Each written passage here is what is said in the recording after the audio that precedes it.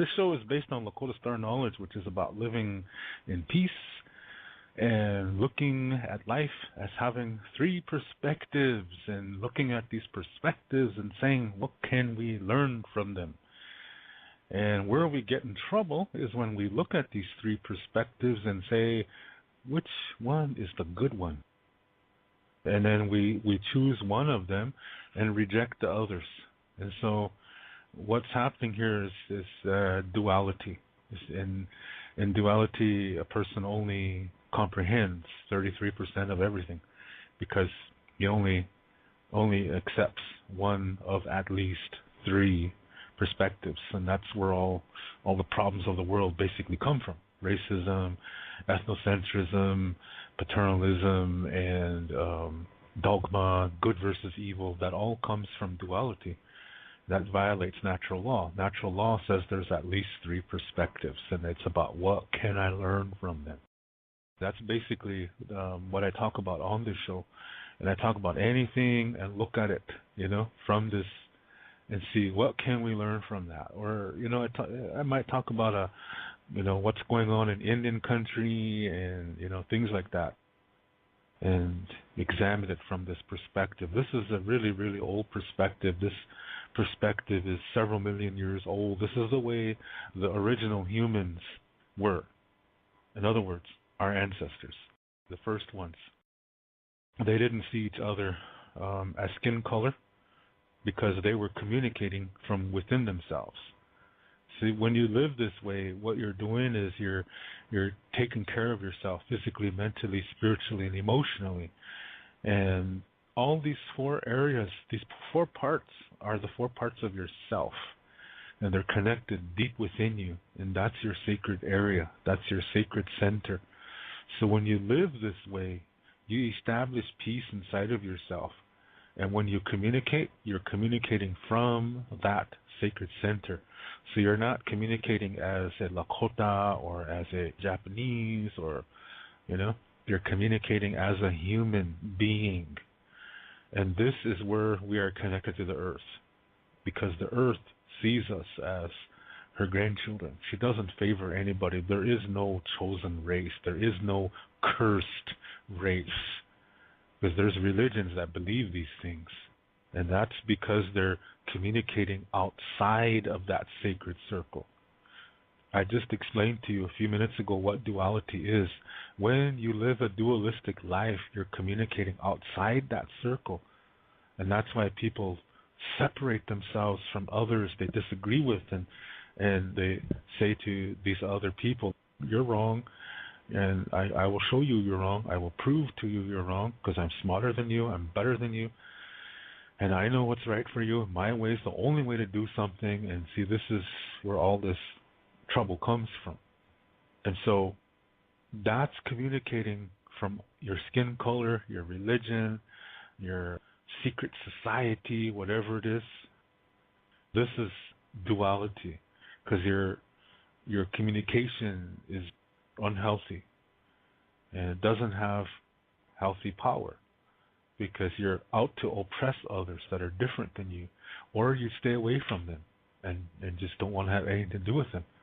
And people who are this way are also racist too, they're the same way. It's just that they don't oppress. They're more like victims. A lot of problems come from that. And as such, dualistic people reject people who follow after Lakota Star knowledge ways of learning. And from Lakota Star knowledge, we see duality as a difficulty.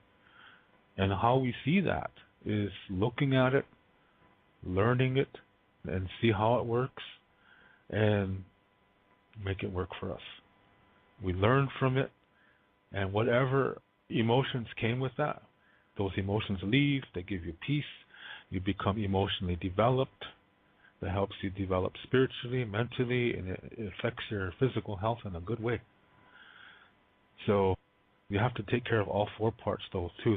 You got to go out there and eat right, exercise, and you don't have to be gung-ho about it, but to be sensible, eat sensibly, go out there and move your body around, dance, do Zumba, or all kinds of things like that. So In duality, people only accept 33% of reality. That means when they have difficulties, they don't completely process the emotions. So most of the emotions are still trapped inside of them. So what happens is they end up not knowing themselves. Because when you have peace, you know yourself. You've taken that time to do that. In Lakota Star Knowledge, you've taken the time to know yourself, to establish the peace. And so when you experience anything new for the first time, you take the time to check it out. Especially if you have no idea. But if you do have an idea, you know what to do already.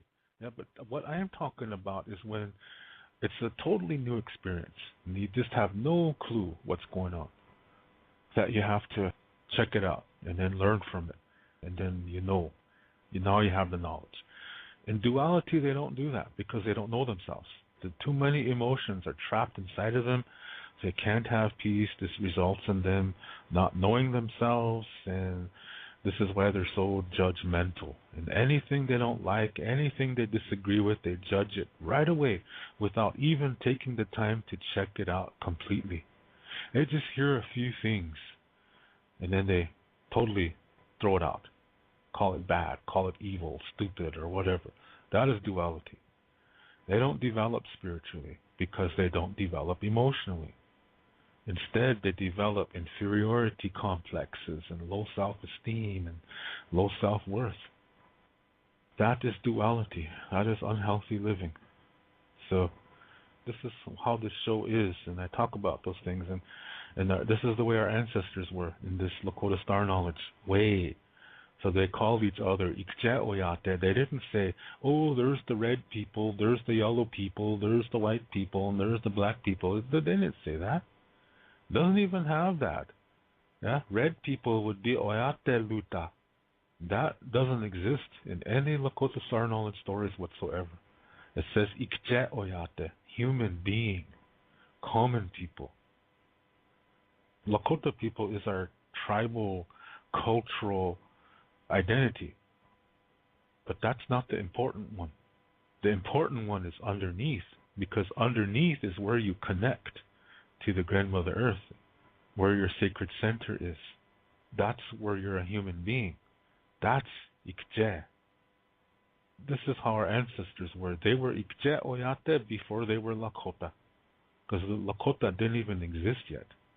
That comes much, much later. That comes with the ceremonies, and the ceremonies are not even 2,000 years old. Even the white buffalo calf pipe is not even 600 years old. That's recent when you're talking about how old the earth is.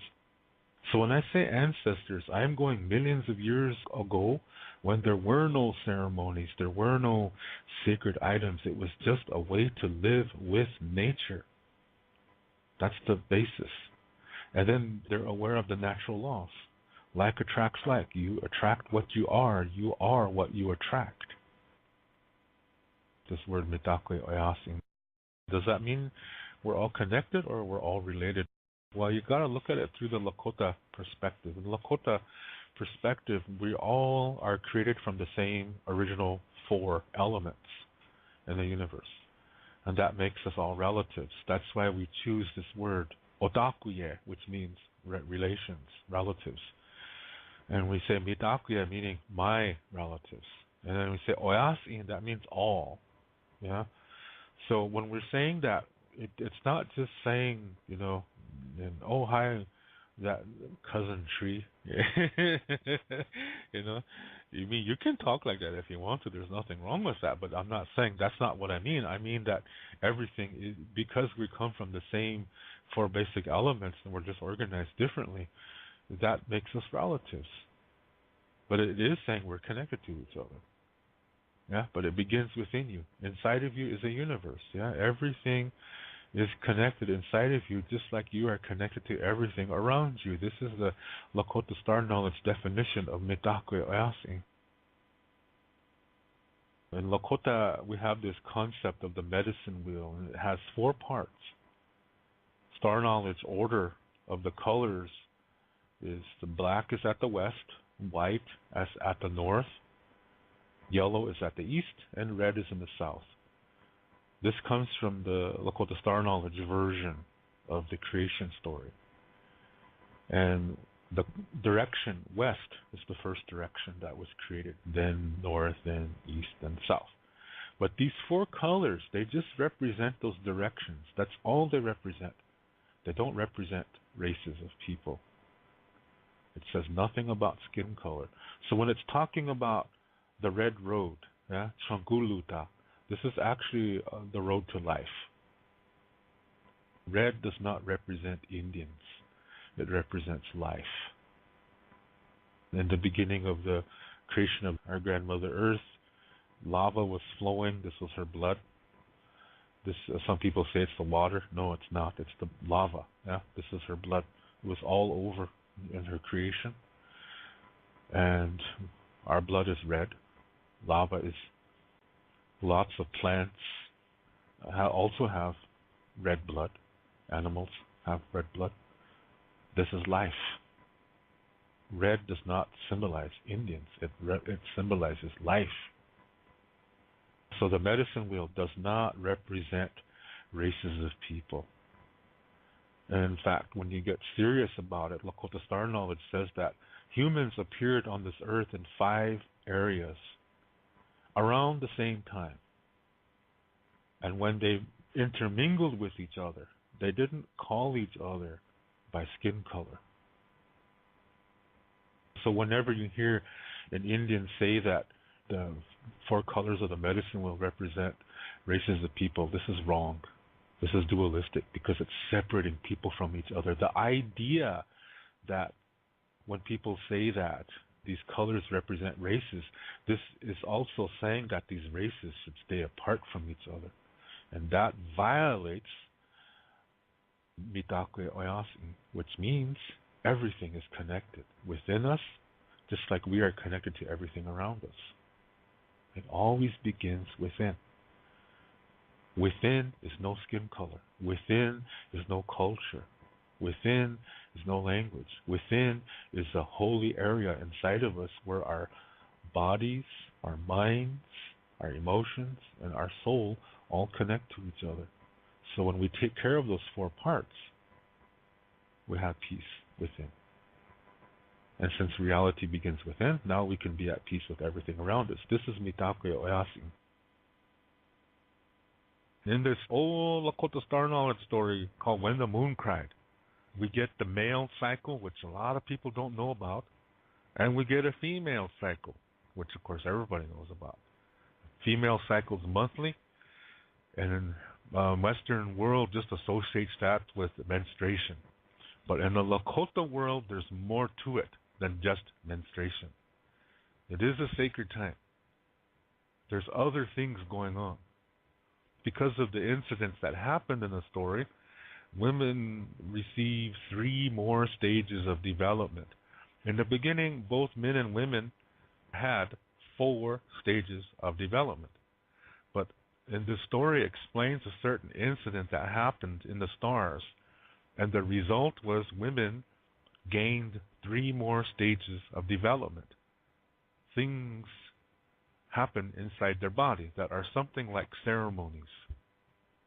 And they have a certain connection to the moon and the earth. And at the same time, something also happened to the man. Instead of getting 3 more stages of development, he has to do certain things. So for the woman, these things are internal. Okay? For the man, they're external. So in other words, these sacred things that are happening inside the woman, a man, to balance that out, has to do certain things outside of himself. These are ceremonies too. Okay? And the man's connection is to the sun and to the sky, whereas the woman's is to the earth and to the moon. So, these 2 cycles, the male and female cycle, it's saying that neither one is more important than the other, but they work together. They complement one another. But neither one is more important than the other. So this is why we are neither matriarchal or patriarchal. We're neither one of those. We're something different. That's ancient society. Of course, now people say that we are matriarchal, but that's false. This is absolutely false. Yeah, we're neither one. So, because of this incident, this affected our language too. And so, from that point on, women started to end their sentences one way, and men ended theirs another way. It's because of this story. However, there are exceptions. Sometimes you have a woman who's born with the mind of a man, and vice versa. Sometimes you have a male who has the mind of a female. They're sacred words for these. These are blessings. These people are really sacred. Today they call them, in the Western world, they're called transgen. But back then, they're accepted. Remember, Lakota Star Knowledge says that reality begins within. So if your mind is female, that's what you are. It doesn't matter what body you have. So that person will dress like a woman. If it's a boy, yeah, she'll dress like a girl. If it's a girl and she's one of these people, she's going to dress like a boy. And they're going to be accepted as such because the people are taught that reality begins within. So this is how that happens. So you see, there's exceptions. Yeah? Now that's just 2 examples of more. There's other exceptions too. There's 7 genders. People think there's only 2. There's actually 7. So because of these exceptions, our language is this way. Our culture is this way. There's more than one way to do certain ceremonies. So yeah, there's going to be exceptions to the rules. This is because we are not dogmatic. Back in the late 1800s, when we were placed on reservations, they were prison camps in the beginning. And this is a situation where we couldn't leave, we were not allowed to hunt. Our knives and guns were taken from us, and we were only allowed to eat whatever the American government gave to us, which was really no good food. The quality of the food was okay when it left places like Chicago and stuff like that, but once it got to some of these train stations between there and the reservation, a lot of these handlers would sell it, and then they would buy old food and put that in there instead, and these middlemen would make a lot of money. Yeah. So what we got on a reservation was bullshit food. Yeah, it was really no good. And we ended up getting all kinds of diseases like heart diseases, hypertension, diabetes, things like that. And then at the same time, our language and ceremonies were declared illegal by the United States. So we were hit physically, spiritually, and emotionally. Soon after that, our minds became weak. And these, as I said earlier, these are the 4 parts of the self. So with the 4 parts of the self being sick, we lost our connection to our sacred center. So we started to focus on communicating away from that.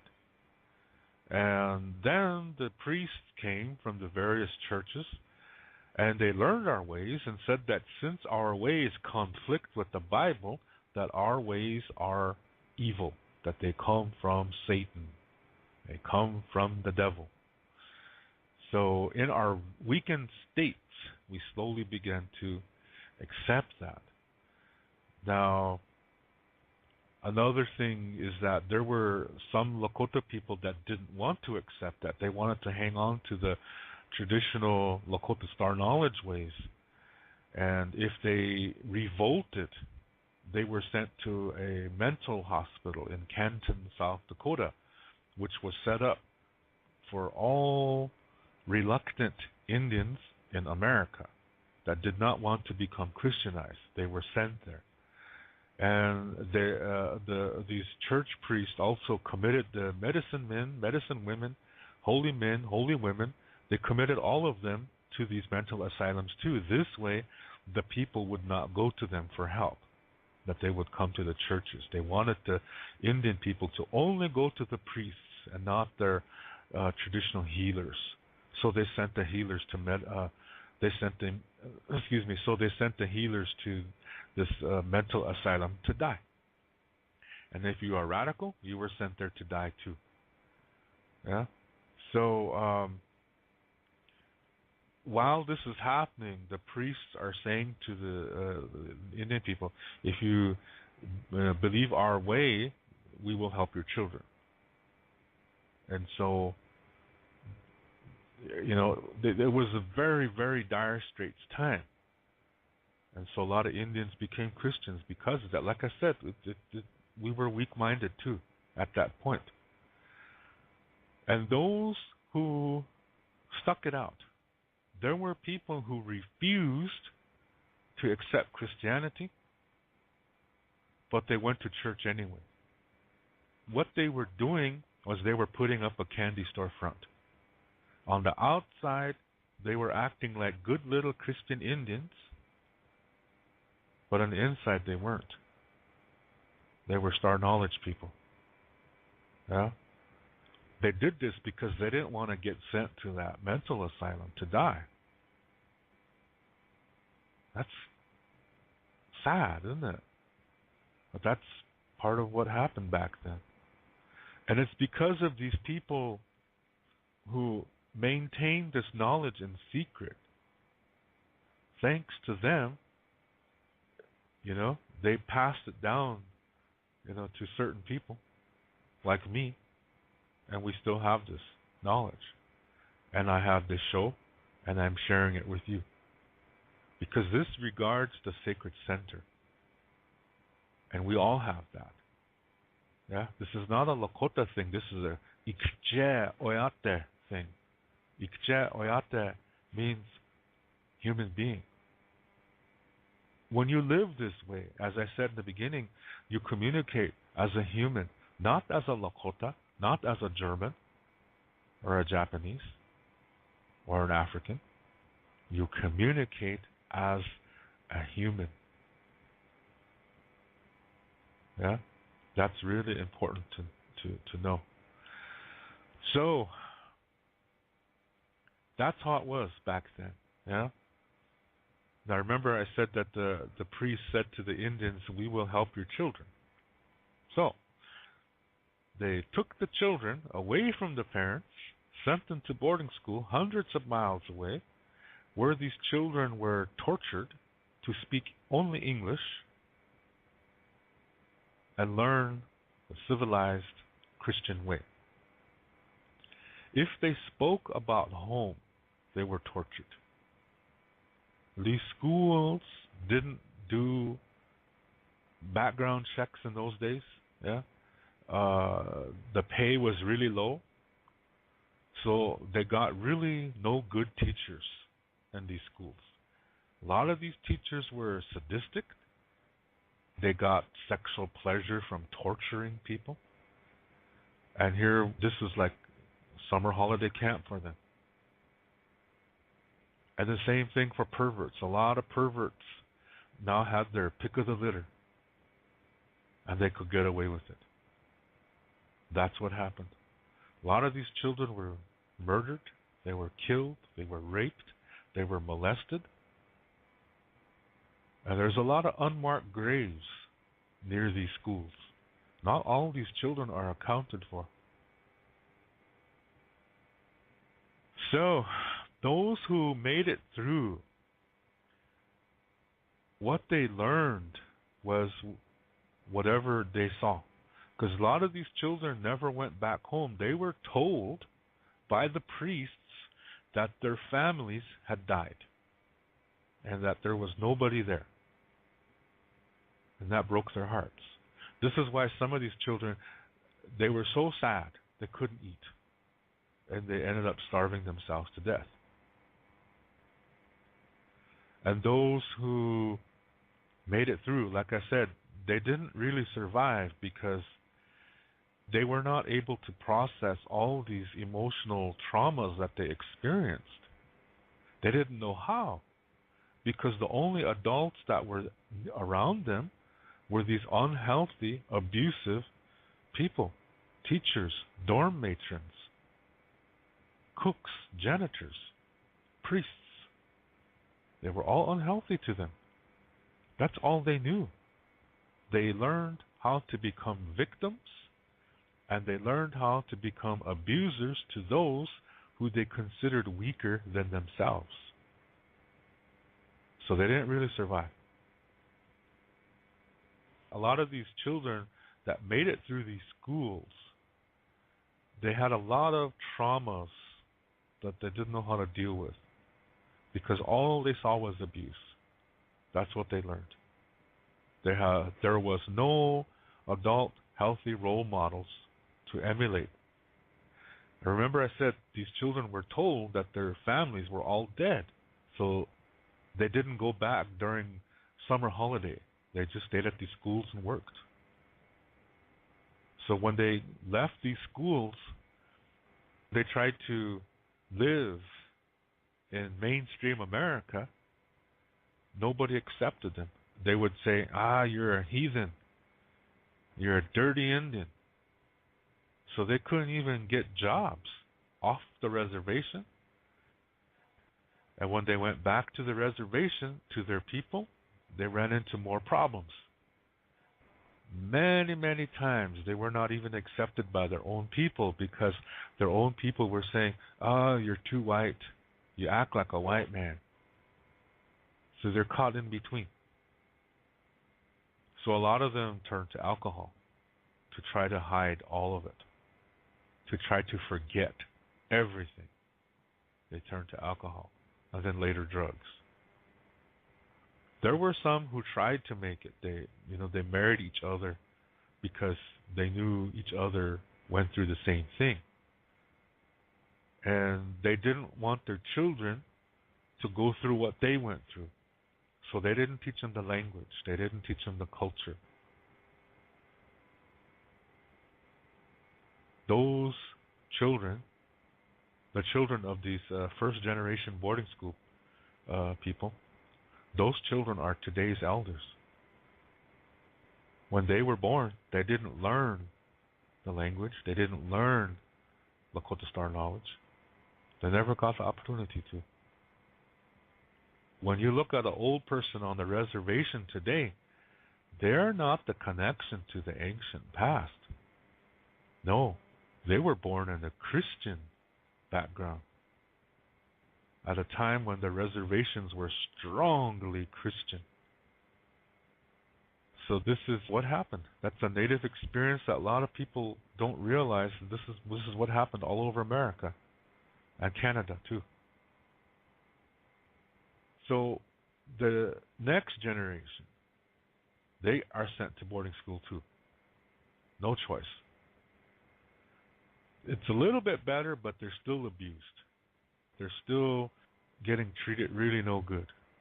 And so they grow up, have children, and they don't teach their children anything. What can they teach them? They don't know anything concerning their own language. This is why today most people cannot speak their own language, and what little cultural information they know is Christianized, meaning it's dualistic, and it's not the original ancient form. Okay, so the first generation of Indian kids that were sent to boarding school, since all around them were unhealthy adults who did nothing but abuse them, they didn't receive healthy parenting.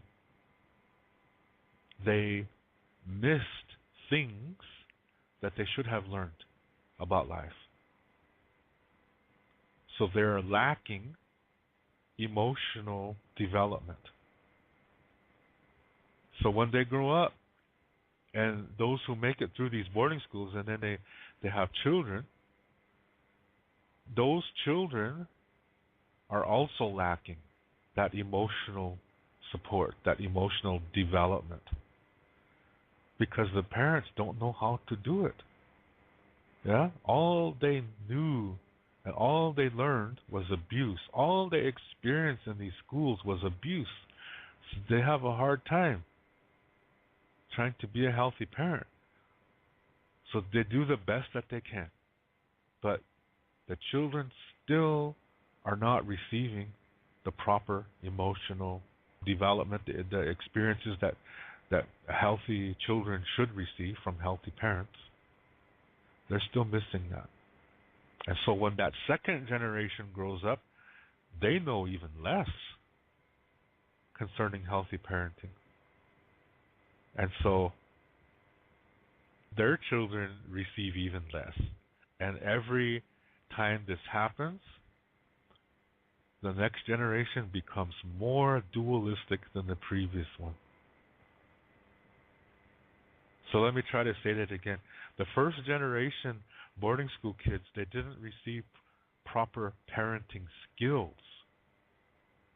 So when they have children, their children are not receiving healthy training that they should be receiving. They're receiving even less than their parents. Now that second generation, when they grow up, see, they know even less. So when they have children, those children are receiving even less, and it gets worse with each generation, which also means that the less healthy emotional development they receive, the more dualistic they become.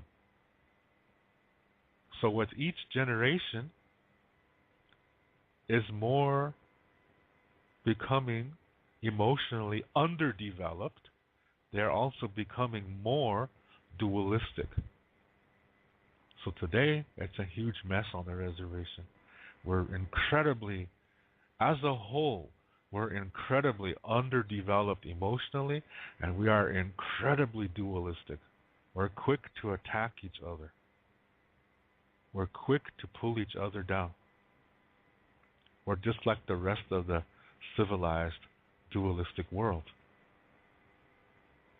Notice I didn't say white man, because this is all over the world. It's not just among white countries. It's all over the world. Wherever there is a dualistic ideology, where one gender is considered less than and property of the other gender, you're going to have incredibly underdeveloped emotional people, which equals incredibly dualistic people. And that is unhealthy. So that started by the time of the late 1800s on the reservation.